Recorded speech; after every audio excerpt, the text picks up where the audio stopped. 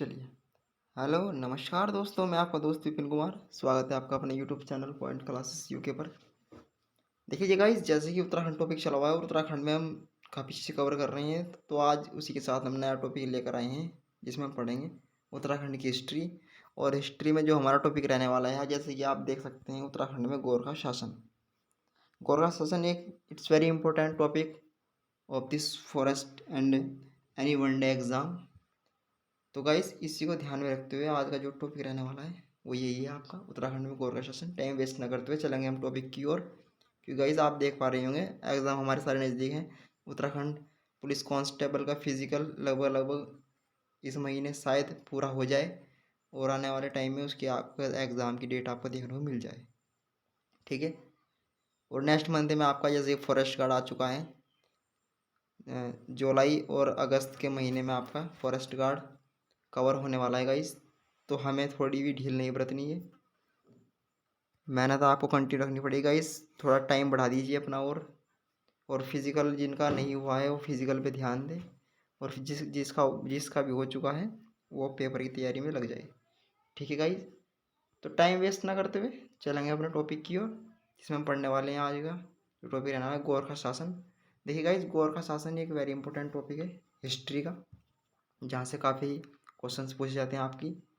तो पहले हम पढ़ेंगे गोरखा कुमाऊं गढ़वाल पराक्रमण कैसे हुआ, किसके द्वारा हुआ, किसने इसमें सहयोग दिया, या किसकी वजह से उत्तराखंड में गोरखों का आगमन हुआ या एंट्री हुई, किसके कहने पर। और उत्तराखंड में औपनिवेशिक संघर्ष ये क्या है, और अर्ल ऑफ वॉरविक किसे कहा जाता है, और 32 रकम 36 कलम का मतलब क्या होता है, ये सब बातें देखने वाले हैं हम उत्तराखंड में गोरखा शासन। देखिए गाइस, कंप्लीट है गोरखा शासन इसी वीडियो में कंप्लीट कर दूंगा मैं आपका। बस आपको थोड़ा सा ध्यान रखना है कि वीडियो को मिस ना करें, और वीडियो को लाइक कीजिए, शेयर कीजिए।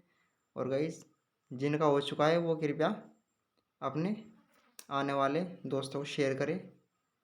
तो चलिए टाइम वेस्ट ना करते चलते हैं हम टॉपिक की ओर। तो भाई, जैसे कि आप देख पा रहे हैं, उत्तराखंड में गोरखा शासन में हेडिंग लगा भी दिया है पहले ही।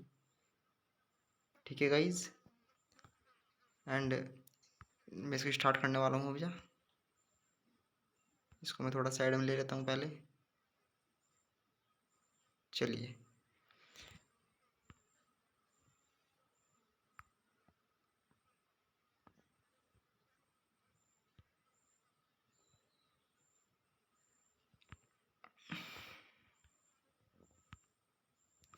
गोरखा शासन, ठीक है गाइज। तो आप देख पा रहे होंगे गोरखा शासन का जो टाइमिंग रहेगी आपकी, वो रहेगी 1790 से 1815 तक। 1790 से 1815 तक आपकी जो टाइमिंग रहने वाली है गोरखा शासन की, ये मैंने जैसे लगा भी दिया है। देखिए गाइज, अगर आप देख पा रहे होंगे कि गोरखा शासन से पहले उत्तराखंड के अंदर आप देख पा रहे होंगे, एक तरफ तो कुमाऊं में चल रहा है चंदवंश, और दूसरी ओर गढ़वाल में चल रहा है पंवार वंश, या जिसे आप परमार वंश से बोलते हैं। ठीक है। तो सबसे पहले जो आक्रमण होता है वो होता है कुमाऊं पे। कुमाऊं में जो अंतिम राजा है उसे आप महेंद्र चंद के नाम से शो कर सकते हैं, महेंद्र चंद है। ठीक है गाइस।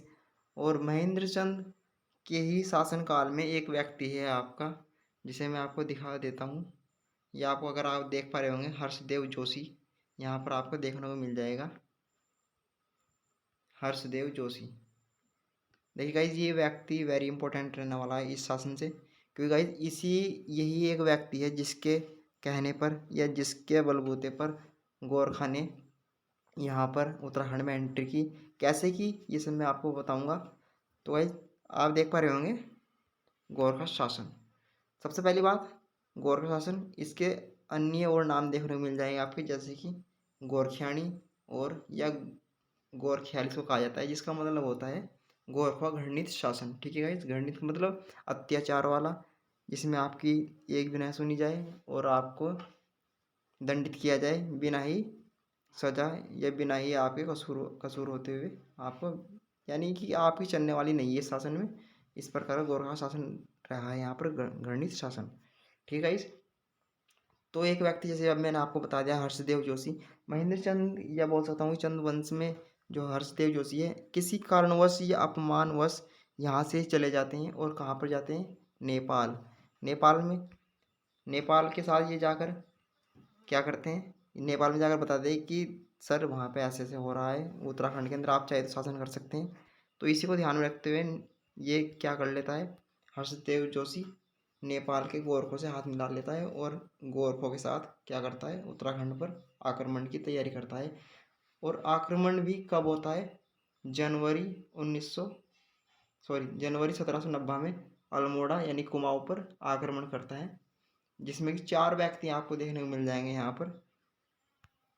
फर्स्ट है आपका चौधरी बहादुर शाह, ठीक है भाई। एक है आपका अमर सिंह थापा, सूरवीर थापा, और लास्ट है आपका जगजीत पांडे।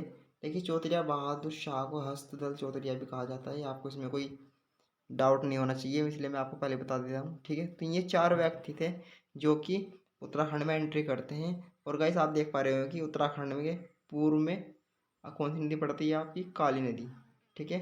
काली नदी को पार करके ये चारों व्यक्ति कहाँ पहुँचते हैं, अपने उत्तराखंड में। और उत्तराखंड में कहाँ पर, अल्मोड़ा में, ठीक है गाइस। क्योंकि अल्मोड़ा पर फिलहाल राजधानी कहाँ पर है इनकी, चंद्रवंशी अल्मोड़ा में। तो यहीं पर ये क्या करते हैं, अटैक करते हैं, ठीक है गाइस। चलिए थोड़ा आगे बढ़ रहा हूँ मैं। तो गाइस जो सबसे पहले आक्रमण होता है वो होता है महेंद्र चंद वर्जिस रण बहादुर शाह, जब ये एंट्री करते हैं उत्तराखंड के अंदर। क्योंकि लास्ट जो शासक है आपका वो महेंद्र चंद है, जिसका शासनकाल आप देख पा रहे होंगे 1788 से 1790। यहाँ पर ये शासनकाल रहने वाला है किसका, महेंद्र चंद का, जो कि अंतिम शासक है चंद्रवंश का, ठीक है गाइस। उसके बाद यहाँ पर आप देख पा रहे हो कि रण बहादुर शाह जो कि नेपाल का शासक है, नेपाल का शासक, ठीक है गाइस। रण बहादुर शाह, इसका एक दूसरा नाम भी देखने को मिल जाएगा आपको, निर्गुणानंद, ठीक है गाइस। निर्गुणा यानी कि निर्गुणा का मतलब जिसके अंदर कोई भी ऐब या मतलब शुद्ध व्यक्ति हो, जिसके अंदर कोई भी अवगुण ना हो, गुण ही गुण हो, ठीक है। ये नेपाल का शासक है। तो नेपाल का शासक, इसका जो आक्रमण होता है वो होता है महेंद्र चंद के साथ। और गाइस अगर आप देख पा रहे होंगे यहाँ पर इसकी एक संरक्षिका भी है, यानी संरक्षिका मतलब देखिए जब राजा छोटा होता है तो उसके लालन पोषण के लिए कोई व्यक्ति चाहिए होता है, जहाँ जैसे जिससे कि वो उसका लालन पोषण सही ढंग से हो सके। तो यहाँ पर जो संरक्षिका दी गई है वो दी गई है राजेंद्र लक्ष्मी या इंद्र लक्ष्मी, इसको आप कह सकते हैं, ठीक है भाई। नेपाल में जो स्वर्ण की मुद्राएं चलाई गई थी वो भी इसी के शासनकाल में चलाई गई थी, ठीक है भाई। इसके रण बहादुर शाह के शासनकाल में चलाई गई थी।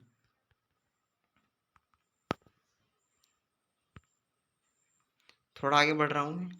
जैसे कि गाइस मैंने आपको बता दिया है कि काली नदी पार करके ये लोग कहाँ पहुँचे, अपने उत्तराखंड में, ठीक है। और जो स्वर्ण मुद्राएं थी नेपाल के अंदर सबसे पहले किस शासनकाल में चलाई गई, निर्गुणानंद, ठीक है। यानी जिसे आप क्या बोलते हैं, रण बहादुर शाह के नाम से भी आप इसको जानते हैं।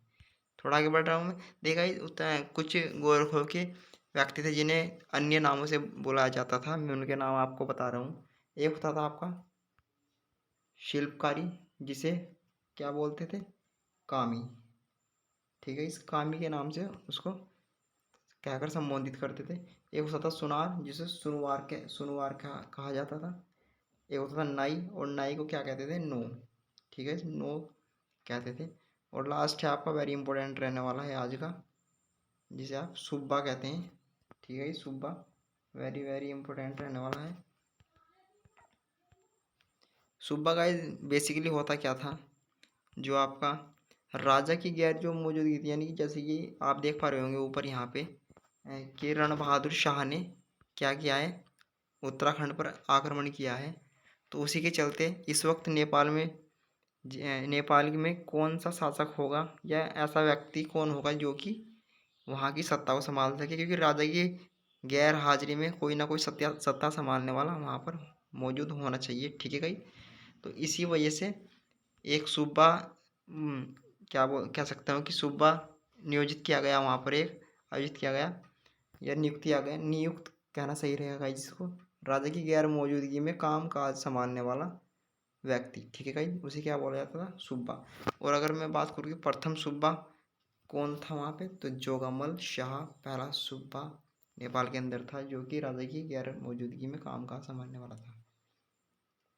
तो गाइस ये तो थी यहाँ पर आने वाली एंट्री। अब मैं बात कर रहा हूँ कि नेपाल पर, सॉरी उत्तराखंड पर किस जगह पर सबसे पहले उन्होंने आक्रमण किया, तो वो था आपका गाइस गढ़वाल। क्योंकि कुमाऊँ कहाँ पर पड़ रहा है गाइस, गढ़वाल के अंदर पड़ रहा है।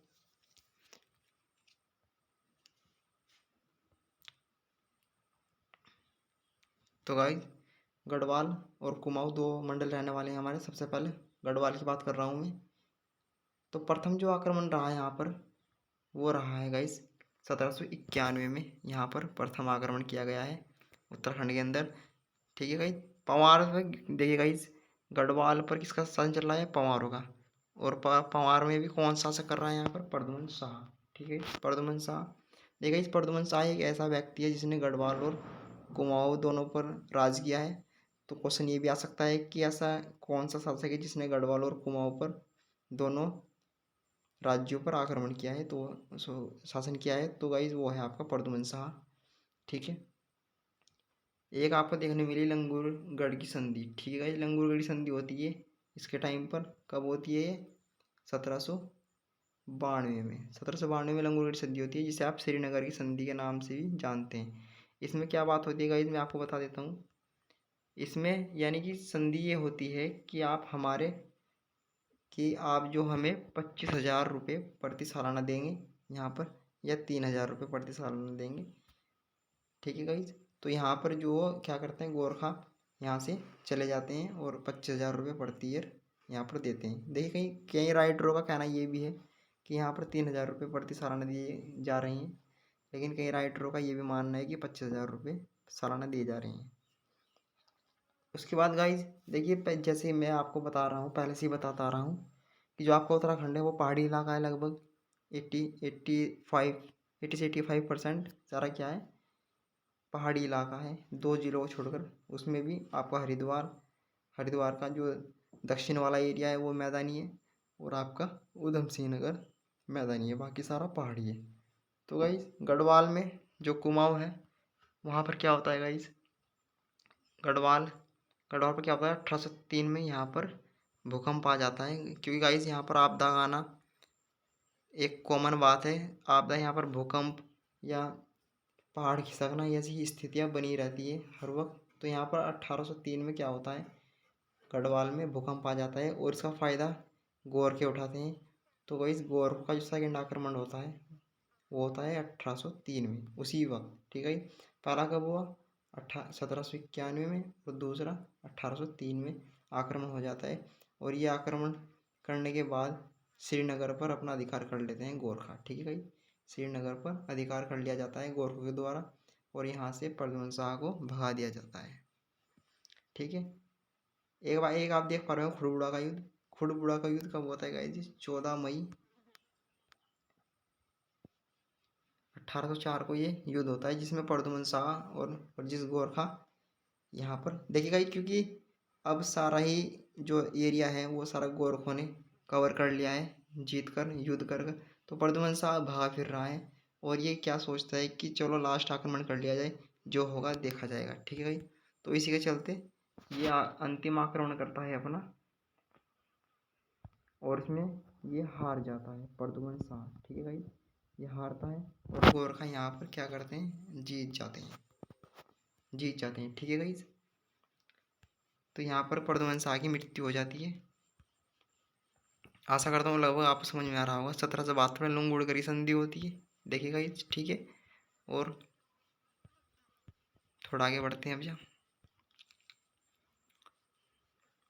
देखिएगा, जब प्रद्युम्न शाह और गोरखों का आक्रमण हुआ या युद्ध हुआ, तो प्रद्युम्न शाह में मारा जाता है, और जो आपका हर्षदेव जोशी है ये फिर से निहत्था हो जाता है। ठीक है। अब गोरखा ये चाहते हैं कि, वो कहते हैं कि कबाब में हड्डी, अभी से ही हड्डी को निकाल कर फेंक देते हैं। तो हर्षदेव जोशी को ये क्या करते हैं, वहाँ से भगा देते हैं कि तू भी निकल। तो हर्षदेव जोशी, जैसे कि पहले बता दिया गया था वहाँ पे कि कहाँ चला गया था, नेपाल। इस बार ये क्या करता है कि देखिएगा, क्योंकि इसी वक्त क्या हो रहा है कि जो पूरा भारत है इसमें अंग्रेज़ों का राज चल रहा है, ब्रिटिश का। और हर्षदेव जोशी जो कि कैप्टन हेडसी कहा जाता है। देखिए, जैसे कि मैं आपको फर्स्ट हेड में ही बता चुका हूँ कि जो आपका कैप्टन हेडसी है और आपका हर्षदेव जोशी है, इसी को कैप्टन हेर्सी कहा जाता है, और कैप्टन हेर्सी को ही क्या कहा जाता है, अर्ल ऑफ वॉरविक। ठीक है, अर्ल ऑफ और वॉरविक कहा जाता है। तो अंग्रेजों के साथ ये क्या करता है, एक संधि करता है कि सर आप चलिए हमारे साथ, आपको बेहतरीन से बेहतरीन जगह दिखाई जाएगी उत्तराखंड के अंदर। तो यहाँ पर क्या करते हैं, दून अभियान की शुरुआत 1814 में दून अभियान की शुरुआत करते हैं ये।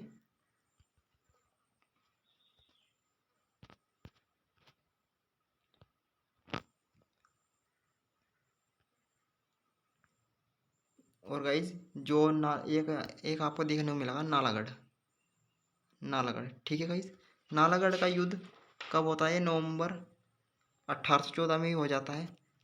किसके बीच, अंग्रेज वर्सेस गोरखा। जैसे कि मैंने आपको बता दिया है पहले ही, पहले किसका था, प्रद्युमन शाह वर्सेस गोरखा। अब क्या है, अंग्रेज वर्सेस गोरखा, क्योंकि उत्तराखंड में किसका राज है भैया, गोरखों का ही है। और अंग्रेज अपनी सत्ता संभालना, सत्ता हासिल करना चाहिए वहाँ पे, तो क्या करेंगे, युद्ध करेंगे। और वहाँ पे किसका राज है भी, गोरखा। और गोरखों की साइड से लड़ने वाला जो व्यक्ति है वो है बलभद्र सिंह थापा। ठीक है, जिसे मैंने आपको बताया 4 व्यक्ति आए थे, तो उनमें से ही एक था बलभद्र सिंह थापा। और अंग्रेज की तरफ से था गिलेस्पी, या गिलेस्पी से आप कह सकते हैं। यहाँ पर ये जीत जाता है, लेकिन इसकी क्या हो जाती है, मृत्यु हो जाती है, यहाँ पर घायल हो जाता है। लेकिन बलभद्र सिंह थापा को क्या कर देते हैं, पराजित कर देता है, जिसे आप नालागढ़ के युद्ध से भी ना जानते हैं। और गाइस इसका जो आंखों देखा हाल था वो किसी ने बताया है, विलियम ट्रेल फ्रेजर ने इसका आंखों देखा हाल बताया है या नोट किया है। ठीक है गाइस, तो थोड़ा आगे बढ़ रहा हूँ मैं भैया, आशा करता हूँ आपको समझ में आ रहा होगा सब कुछ। उसके बाद खलंगना स्मारक इसके रूप में बनाया गया। ठीक है गाइस, खलंगना स्मारक सैन्य छावनी के रूप में देहरादून में जो कि है, बम फोड़ा गया था वहाँ पर एक। ठीक है गाइस, गणनाथ डांडा का युद्ध वेरी इंपॉर्टेंट रहने वाला है। गणनाथ डांडा का युद्ध कई बार एग्जाम में पूछा जा चुका है। 24 अप्रैल 1815 को ये हुआ था। ठीक है, जिसमें आपको कुमाऊं बमशाह, यानी कुमाऊं में कौन था, बमशाह। और बमशाह आत्मसमर्पण कर देता है अंग्रेजों की ओर। और उस वक्त अंग्रेज में जो ब्रिटिश में शासन कर रहे थे कौन थे, एडवर्ड गार्डनर, यहाँ पर आपको देखने को मिल जाएंगे। एडवर्ड गार्डनर का जो उत्तराखंड में शासन चल रहा था वो थे एडवर्ड गार्डनर, इसे आत्मसमर्पण कर देता है। ठीक है, यहीं पर आपको होती है क्या, लंगूरगढ़ की संधि, जिसे आप सॉरी मलावगढ़ की संधि। किस किस के बीच होती है ये होती है आपके एडवर्ड गार्डनर, इसके साथ एक व्यक्ति और है एक्टर लोनी, और बमशाह। जैसे मैंने आपको बताया कि इन्होंने आत्मसमर्पण कर दिया था, जिसे आप किस नाम जानते हैं, मलावगढ़ की संधि, मलावगढ़ की संधि। ठीक है भाई, मलावगढ़ की संधि का ही दूसरा नाम है सिंघोली की संधि, सिंघोली की संधि। और जो ये कहाँ होती है, बिहार में, बिहार के अंदर ये। और सिंघोली कहाँ पर पड़ता है, देखिए गाइस सिंघोली एक जगह है वही, और जो इस जगह पर होती है उसी का नाम दिया जाता है। ये कब होती है, 1815 में। डेट बताना चाहो तो डेट ही बता सकते हो, 17 मार्च 1815। और जिसमें आपका अमर सिंह थापा है, अमर सिंह थापा, जो कि इस वक्त कौन है, नेपाल के शासक। उसने यहाँ पर हस्ताक्षर कर दिए हैं कि ठीक है, आज के बाद हम आपके देश में या आपके राज्य में कोई घुसपैठ नहीं करेंगे। यहाँ पर ये क्या कर लेते हैं, संधि कर लेते हैं। सिंगोली संधि गाइस बहुत पूछी जाती है एग्जाम के अंदर। तो गाइस ये तो था क्या, आपका अंग्रेज़ों की और या फिर गोरखों की ओर से आक्रमण, और आपकी संधि वगैरह वगैरह सब हो चुकी है। अब हम देखने वाले हैं उत्तराखंड में जो इनकी या इनकी गोरखों की जो न्याय प्रणाली थी, जो जैसे काम करते थे, उनके बारे में थोड़ी जानकारी प्राप्त करेंगे, क्योंकि काफ़ी क्वेश्चन एग्जाम में पूछे जाते हैं यहाँ से।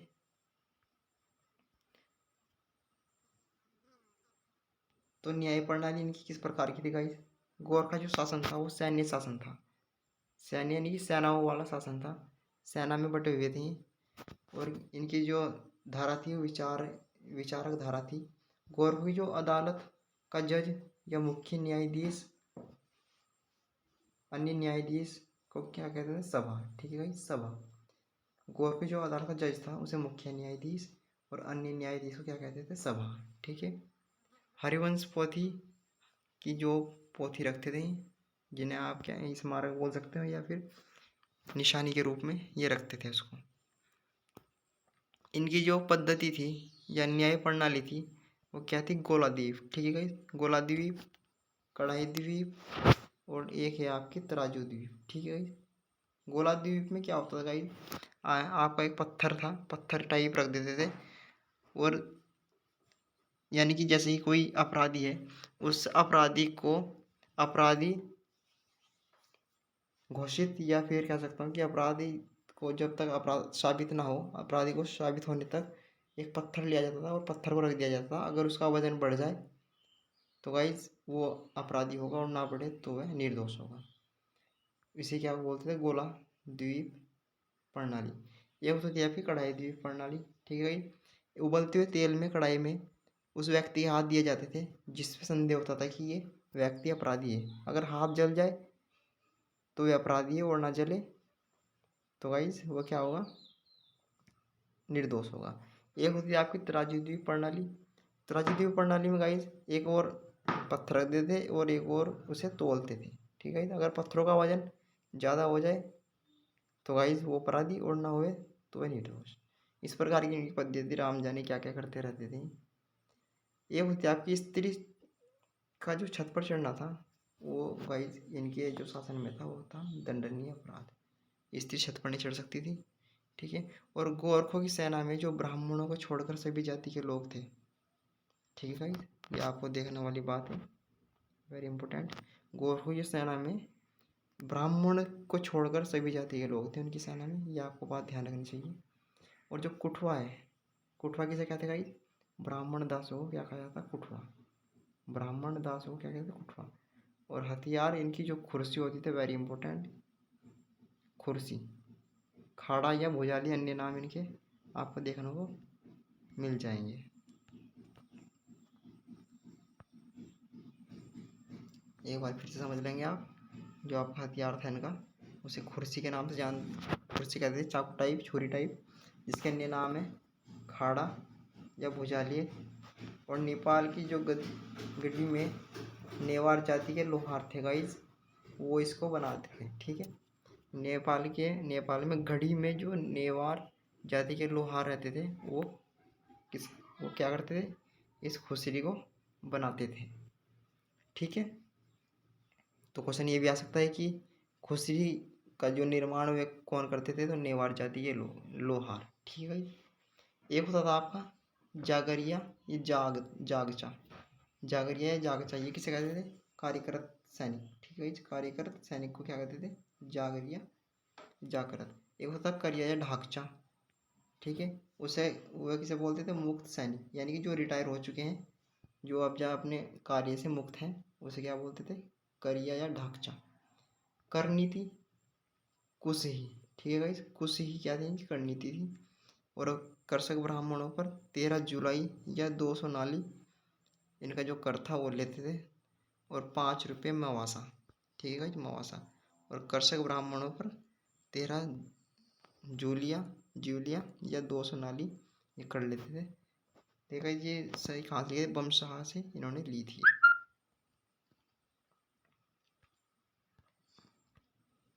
नेक्स्ट है पुगाड़ी। पुगाड़ी क्या आएगा? ये पुगाड़ी एक भूमिकर है। सीधा क्वेश्चन आता है एग्जाम में कि पुगाड़ी क्या है, तो पुगाड़ी एक भूमिकर है, आप देख सकते हैं।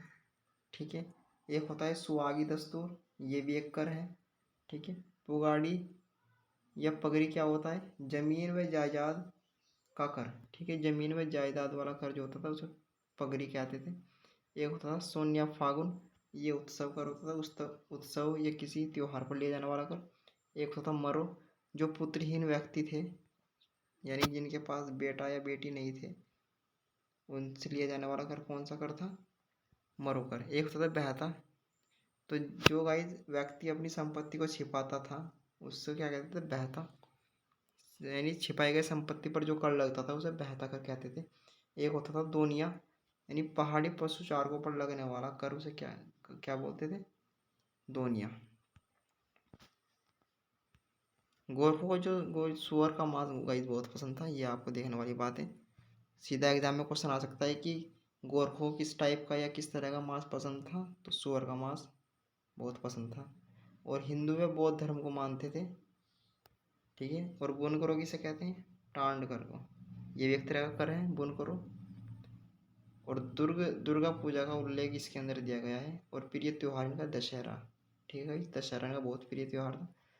और गाइस दुधारू पशुओं ये आप देख सकते हैं, दुधारू पशुओं के मालिकों से लिया जाने वाला कर घी कर, घी कर, ठीक है गाइस, घी। एक है आपका बालेश्वर चंपावत, ठीक है गाइस, चंपावत महावीर थापा द्वारा जीर्णोद्धार किया गया मंदिर है बालेश्वर जो कि चंपावत में। और महावीर थापा द्वारा उसका जीर्णोद्धार कब, 1796 में।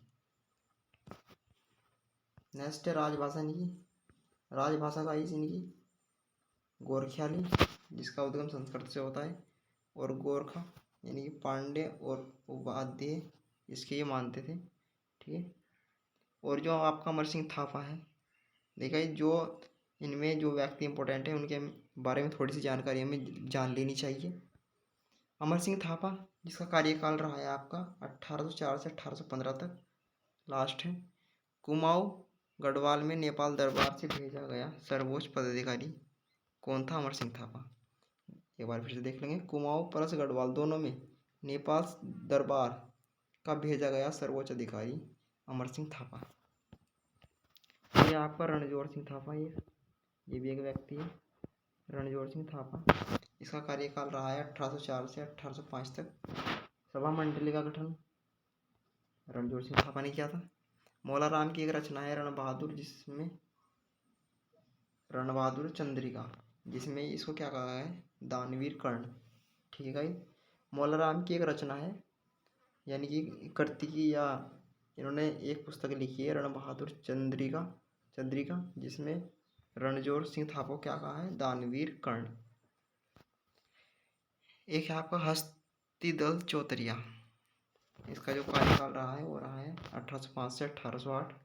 चौतरिया बहादुर इसको कहा जाता है, जैसे मैंने आपको पहले प्रथम फर्स्ट में बताया आपको। और कृषकों के प्रति खास लगाव रहा है इसका, किसानों के प्रति। एक है आपका भैरव थापा, 1811 से 1808 से 1811, ठीक है। भांग प्लस लीसा का व्यापार इसके इसने, और चीड़, लीसा कहाँ से प्राप्त होती है गाइस, ये सीधा पूछा जाता है कि लीसा कहाँ से प्राप्त होती है, लीसा। तो लीसा किससे प्राप्त होती है, चीड़ से, चीड़ से प्राप्त होती है लीसा। और सौंदर्य प्रशासन यानी कि जो आपका ब्यूटी पार्लर वगैरह वगैरह, ये सौंदर्य प्रशासनों में उपयोग होने वाला लीसा का उपयोग किया जाता है इसमें। नेक्स्ट, नेपाल सरकार का सर्वोच्च अलंकार क्या था, यानी उपाधि से आप कह सकते हैं वो थी काजी, काजी सर्वोच्च अलंकार या उपाधि। और फर्स्ट काजी धारण करने वाला व्यक्ति वो था काजी नरसाही, और सेकंड था अमर सिंह थापा, ठीक है। 1791 में फर्स्ट सुबाहु जोगामल सिंह, जोगामल शाह, ठीक है, 20 नाली जमीन पर 1 रुपया टैक्स लेता था ये अपने शासन में। नेक्स्ट है सेकंड जो आपका बता रहा हूँ मैं आपको, काजी नरसाई, नरसाई का पाला या नरसाई का मंगल या मंगल की रात इम्पोर्टेंट है, किसे कहा गया है, काजी नरसाई का। अंतिम सुबाहु कौन था गाइस, बमशाह चौधरी, ठीक है। उपाधि राज परिवार का सदस्य धारण करता था ये, यानी कि जो उपाधि दी गई थी राज परिवार का सदस्य धारण करता था ये, ठीक है। एक है आपका पृथ्वी नारायण शाह, पृथ्वी नारायण शाह आधुनिक आधुनिक नेपाल का जनक, ठीक। क्योंकि गाइस नेपाल में एक नदी बहती है, कौन सी, नेपाल और जो उत्तराखंड है उसके मध्य एक नदी बहती है, काली नदी, जिसका जो 50% स्रोत है वो नेपाल के अंदर है। तो नेपाल में जो आपकी बाढ़ आई, और बाढ़ आपका नेपाल जो तबाह हो गया, उसका जो आधुनिक नेपाल का जनक कहा गया है वो कहा गया है पृथ्वी नारायण शाह को, ठीक है। एक है पंडितों के पैर पूजे जाते हैं सिरनई, ये किसने कहा है, अजब सिंह ख्वास ने, ठीक है गाइस। यानी कि इनसे भी काम कराया जाए, ये क्या कहा है, पंडितों के पैर पूजे जाते हैं, सिर नहीं। अल्मोड़ा, लाल मंडी किला गोरखों का मुख्यालय, ठीक है। गोरखों का मुख्यालय कहाँ पड़ता है, लाल मंडी किला, जो कहाँ पड़ता है, अल्मोड़ा में। एक एक तेलंगाना के नायक किसे कहा जाता है, धन बहादुर सिंह को। नेपाल का प्राचीन नाम हुमला, नेपाल का प्राचीन नाम हुमला। एक है काठमांडू का प्राचीन नाम कांतिपुर, ठीक है। और एक है अलविदा कुमाऊं पुस्तक, LL वर्मा की है। सीधे डायरेक्ट पूछा जाता है, सीधे फैक्ट है गाइस, सीधे फैक्ट,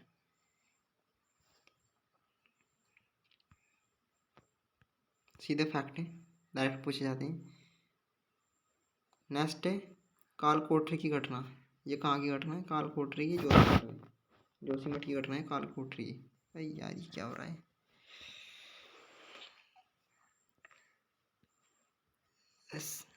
नेक्स्ट है गोरखों के शासन काल में दास विकेंद्रीकरण कौन था, हरिद्वार। हरिद्वार क्या बनाया गया था गोरखों शासन काल में, दास विकेंद्रीकरण। एक है आपको कुमाऊं के जो गोरखा अत्याचार की जांच हेतु नेपाल में गठित कमेटी का अध्यक्ष कौन था, रेवंत काजी। रेवंत काजी था गाइस कुमाऊं के गोरखा अत्याचार की जांच हेतु, यानी जो कुमाऊं में गोरखों ने अत्याचार किया उसकी जांच हेतु नेपाल में गठित कमेटी का जो अध्यक्ष था कौन था, रेवंत काजी। नेक्स्ट है हर्षदेव जोशी को किस किस नाम से जाना जाता है। एक है आपका देशद्रोही, स्वार्थपूर्ण, अलोपवार्विक, जो भी मैं पीछे बता दूँ आपको। एक है विभीषण, कुमाऊं का किंग मेकर और कुमाऊं का चाणक्य, ठीक है गाइस। ये अन्य नामों से इसको जाना जाता है। किसी भी तरह से क्वेश्चन आ सकता है कि अलोपवार्विक किसे कहा जाता है या विभीषण किसे कहा जाता है, कुमाऊं का किंग मेकर कौन है। नेक्स्ट है उत्तराखंड का प्रथम गोरखियाली रेडियो स्टेशन, तो रेडियो धाम छाया। अंग्रेजों के टकराव के समय नेपाल के जो प्रधानमंत्री थे वो कौन थे, भीमसेन थापा।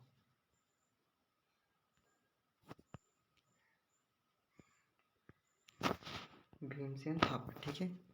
जब अंग्रेजों का टकराव हुआ नेपाल, अंग्रेजों के टकराव के समय नेपाल के प्रधानमंत्री भीमसेन थापा।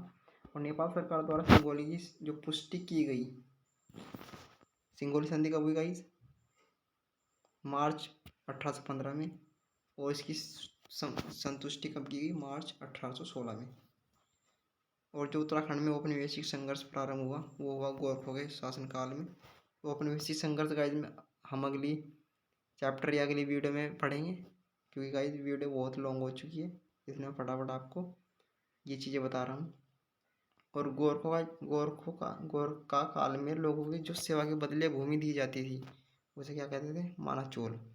गोरखा काल में लोगों को सेवा के बदले जो भूमि दी जाती थी उसे मानाचोल कहते थे। और 1703 में पराजित प्रद्युम्न शाह ने किसकी शरण ली थी, ढंढोरा रियासत की। ढंढोरा रियासत गाइस हम अलग से डिस्कस करेंगे। और उस समय गुज्जर जो राजा था वो था रामदयाल, ठीक है, रामदयाल।